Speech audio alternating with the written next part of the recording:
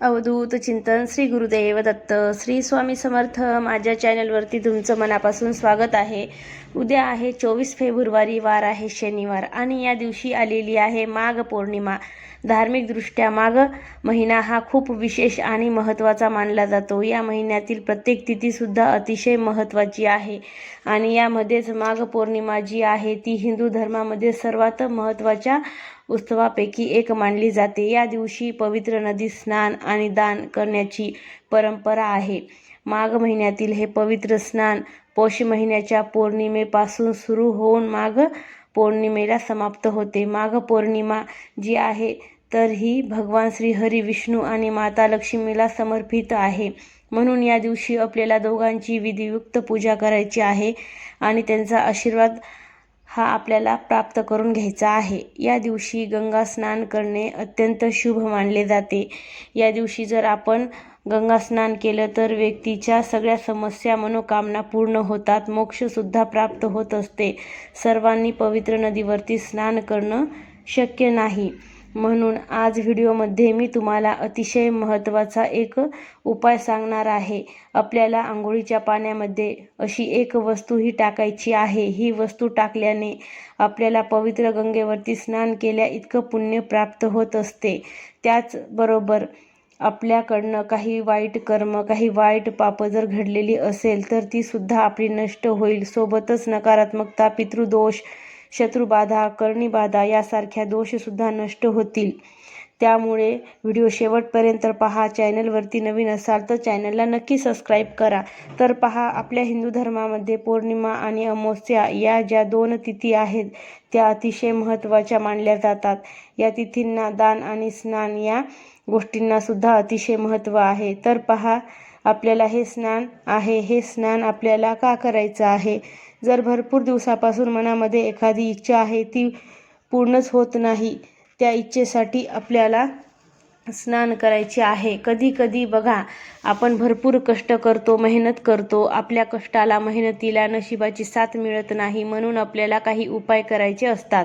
अशा वेळेस काय करायचं असते, आपल्याला आपल्या पितरांचा पितृदोष लागलेला असेल किंवा काही दोष लागलेले असतील, काही नकारात्मकता असेल, अशा वेळी आपल्याला जी इच्छा आहे ती पूर्ण होत नाही आणि जेव्हा विशेष तिथी असते, या विशेष तिथीवरती जर आपण गंगेवरती स्नान केलं तर नक्कीच आपल्या मनोकामना पूर्ण होतात, मोक्ष प्राप्त होते। चुकून काही वाईट कर्म केलेले असेल, वाईट पाप केलेली असेल ती सुद्धा नष्ट होतात। म्हणून आपल्याला हे स्नान करायचं आहे। म्हणून मी तुम्हाला सांगेल की शक्य झालं तर पवित्र गंगेवरती स्नान करा।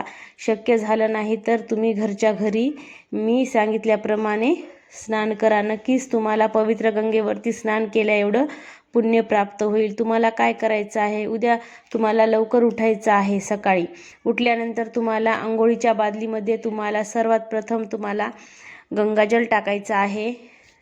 यानंतर तुम्हाला काळे तीळ टाकायचे आहेत। तुम्हाला कितीही प्रखर पितृदोष असेल, काही वाईट कर्णीबाधा असेल, काही वाईट नकारात्मकता असेल, ती आपली दूर होते। म्हणून आपल्याला आंघोळीच्या पाण्यामध्ये आपल्याला तीळ टाकायचं आहे। त्याचबरोबर तुम्हाला खडे मीठ टाकायचं आहे। खडे मीठ नसेल तुमच्याकडं खडे मीठ तर तुम्ही बारीक मीठ घेतलं तरीही चालेल, मीठ टाकायचं आहे। व्यक्तीच्या जीवनातील सगळ्या नकारात्मकता, शत्रुबाधा नष्ट होते, म्हणून आपल्याला थोडंसं खडे मीठ टाकायचं आहे। आणि त्याचबरोबर आपल्याला चंदन पावडर टाकायचं आहे। चंदन पावडर अगदी थोडं, आपला चिमूटभर चंदन पावडर हे टाकायचं आहे। अशा प्रकारे तुम्हाला स्नान करायचे आहे। चंदन पावडर तुमच्याकडे नसेल तर काही हरकत नाही, असेल तर तुम्ही टाका, नसेल तर काही हरकत नाही। एखादी वस्तू जर ह्याच्यामधली जर तुमच्याकडे नसेल, तुम्हाला उद्या सकाळी आंघोळीच्या पाण्यामध्ये टाकताना, तर काय हरकत नाही, एखादी वस्तू नसेल तरीही चालते, पण तुम्ही ज्या आहेत त्या वस्तू टाकून तरी तुम्ही उद्या पौर्णिमेचा आंघोळ करायची आहे। तुम्हाला आंघोळ झाल्याच्या नंतर तुम्हाला सर्वात प्रथम तुम्हाला सूर्याला अर्घ्य द्यायचा आहे। पौर्णिमेच्या दिवशी सूर्याला अर्घ्य देणं खूप महत्त्वाचं आणि खूप विशेष मानलं जातं। त्यामुळे तुम्हाला विशेष तिथीला तरी तुम्हाला सूर्याला अर्घ्य द्यायचं आहे। आता प्रत्येक जणांना दररोज देणं होत नाही, काही जण दररोज पण देतात, पण काही जणांना शक्य होत नाही सूर्याला दररोज अर्घ्य देणं, तर तुम्ही अशा विशेष तिथीला तरी द्यायचं आहे सूर्याला अर्घ्य। अंघोळ झाल्याच्या नंतर सर्वात प्रथम तुम्हाला सूर्याला अर्घ्य द्यायचा आहे आणि तुमच्या नंतरचे बाकीचे काम आहेत ते काही तुम्हाला करायचं आहे। अशा प्रकारे तुम्हाला पौर्णिमेचे स्नान करायचं आहे। या स्नानाला खूप विशेष महत्त्व दिलं जातं। आपल्या मागचे जे काही दोष असतील, हे कोणतेही आपल्या मागं पितृदोष असेल या नकारात्मकता असेल या आपल्या मागं कोणते आपण जे दोष असतील ते दोषसुद्धा आपले दूर होऊन जातील। पौर्णिमेला अमावस्याला आपण काही विशेष तिथीला जर असं स्नान केलं तर नक्कीच आपले दोषसुद्धा हळूहळू का होईना हे निघून जात असतील। त्यामुळे तुम्हाला अशा विशेष तिथीला विशेष स्नान करायचे आहे। आणि तुम्ही दररोज जेव्हा आंघोळ करता तेव्हा दररोजच्या आंघोळीच्या पाण्यामध्ये तुम्हाला चिमूटभर हळद टाकूनच तुम्हाला आंघोळ करायची आहे। बघा, तुम्हाला जे तुमचे कामं होत नाही, जे तुमचे कुंडलीमध्ये जे ग्रह असते ते मजबूत नसतो, तुम्ही दररोज जर तुम्ही चिमूटभर आंघोळीच्या पाण्यामध्ये जर हळद टाकून जर तुम्ही आंघोळ केली तर बघा तुम्हाला काही दिवसातच तुम्हाला फरक जाणवायला सुरुवात होते।